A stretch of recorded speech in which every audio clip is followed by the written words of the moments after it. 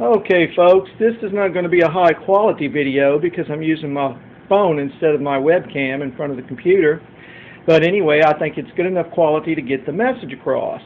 Anyway, I'm standing here in the kitchen, and as you see here, you see a knitting needle. You can purchase these from Memphis Net and Twine Company. This is a handmade mold to use according to the size of mesh that I'm going to be using for these crab nets here.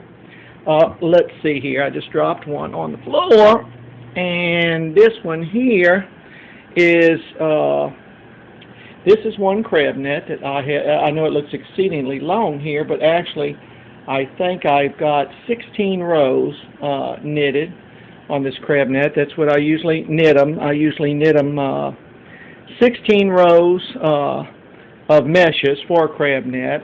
Over here, let me move around a little bit. Right over here, you can see that I have knitted about 30 crab nets.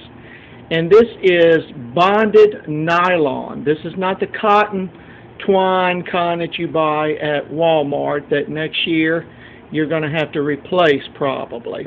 No, this is bonded nylon, and it will eventually be dipped, God willing, in a substance called Plastinet.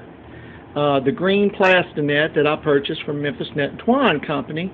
And no, this is not no advertisement from Memphis Net and Twine Company. I'm just telling you where to get the stuff. But anyway, as you can see, to be a knitter of crab nets, it's just what this twine here might cost $15, and oh my, you're probably going to get 30 or 40 crab nets at least out of that. And so, and you've got a knitting needle here. That might be $1. You need this to cut some of the twine, and you need the lighter there to singe some of it where you have to cut and start over again when you have to reload your needle. Okay, now let me sit down here and turn this phone on me, and I'm going to talk to you a moment. It might be a little shaky because I'm going to have to hold it with one hand. Okay, folks. Anyway, I'd like to talk to you about this knitting of nets. You know, nothing happens by chance. When I was a young boy, my dad, by the grace of God only, was a very prosperous businessman in the town where I grew up at. He had a street named after him. When I was just a young child, my dad owned a lumber mill. He had a taxi service. He had warehouses that he rented out. He had homes that he rented out. My dad was also in the lumber mill business. He had been in the clamshell business where he purchased barges out of Louisiana. He had commercial waterfront property and sold them for years, many years, until the EPA shut him down.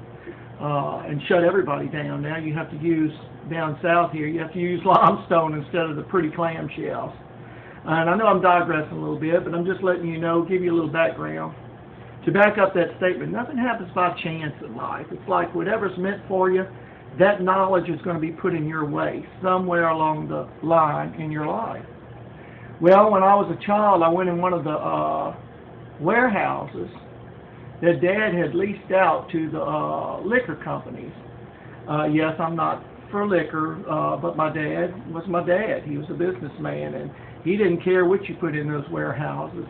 When it come to making a buck, he just rented the warehouse. But Regal Beer and Jack's Beer had rented a warehouse from him, and one of his renters was named Joseph Vincent Perry, and he has to be, if he's not passed away now, he's got to be one of the longest living people that's ever lived on earth. I mean, I was a child, and this man was like 70 years old, renting from Dad.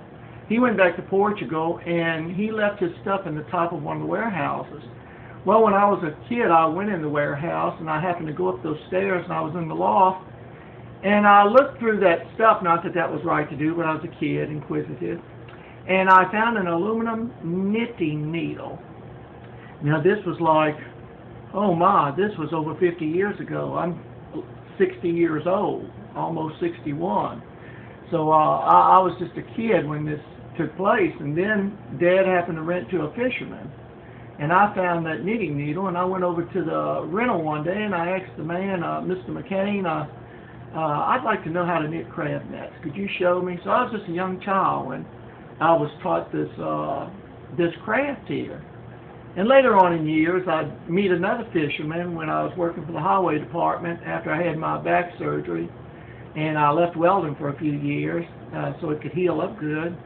I met a Cajun man, and then I told him I'd like to knit, cast nets. And I started. He come over to the house a few times and showed me. It's basically the same technique to knit a cast net or a crab net. But anyway, all that being said, it's amazing when something's meant for you in life that's going to help you later on in life. It seems like that is brought your way in an earlier part of life. And this is a guarded secret. I've seen some of these people knit crab nets on YouTube, and this is not saying anything demeaningly. But I don't know who in the world taught them, but whoever taught them, they're going about it in such a hard way. They would never get as many nets knitted as I am blessed to knit by doing the technique that they use. I remember years ago after I'd hurt my back, I stayed at home and I knitted cast nets, and those things take forever to knit. And I'd run ads and penny pinchers and sell them and stuff. And it dawned on me years later, I should have just did crab nets, because you could do 10 a day. That's 300 a month. And nylon cast nets, these things will sell for $10 or more a piece. They're not like the cotton ones that's at Walmart. If you go on eBay, you will see that all those that are knitted out of nylon that have probably a 24-inch ring at the top and an 8.5 steel ring in the bottom. These, some of them go up to 17, 18 bucks a piece. But if you sell them for $10 a piece, that's $3,000 a month sitting home. And you saw earlier in the video, it takes about $20 or $30 to get started. But to really see the right way you're to knit these things and seam them up and put them on the rings, and even how to make the rings, there's going to be videos to follow this one that I hope to post online and let the secret out. Then, just like welders hated me, for a number of them, for telling people how to go offshore and be a welder to make good money, more than what you'll probably ever make inland, now the fishermen are going to be mad at me, because believe me, this is one guarded secret, that to make a cast net from first to last, or to make a crab net from first to last, and do it the right way, not according to the TWINE recipe, but according to the either 33 mesh or 44 mesh recipe starting out. There's a lot to making a cast net, but once you make your own bonded nylon cast net and dip it in Plastinet, as long as you wash it out and take good care of it, you've got a net that will be here 300 years from now. And I'm not kidding, and I'm not exaggerating. I could show you cast nets that I have knitted over 30 years ago, been blessed to catch a lot of fish with, and they look like the day they were made, because I took care of them and I yearly dipped them. Well, these crab nets, though, if you want to make money, being a net knitter, don't fool with cast nets. They take too long. And people don't realize all the work that's went into it. And if you ask $400 or $500 for it, which they're really worth more than that considering all the hours you're going to put in, people act like you are lost your mind. Well, these crab nets, by the grace of God only, I could knit one in about 45 minutes. That's knit it, seam it, and because I don't use no whiting stitches, I don't have to. With these crab nets here that I make, I do 31 meshes across, 16 rows of those meshes. And then I seam it up, and I use bonded nylon. The rings, I will have to go in a shop and show you how to make the rings. There's a little device that you can put in a vise, and I'll show you the math formula to use to figure the circumference of the rings that you need to make. I hope to be going into all that in days to come. But for those of you who think you'll never be able to be a welder, not at home or anywhere, and don't have the money to ever get started, you could get the money up for that by simply knitting 300 nets in a month. If you knit 10 a day. I don't knit 10 a day because my back gets to hurting me, but I like, even though I'm a welder by trade, I still love to knit nets.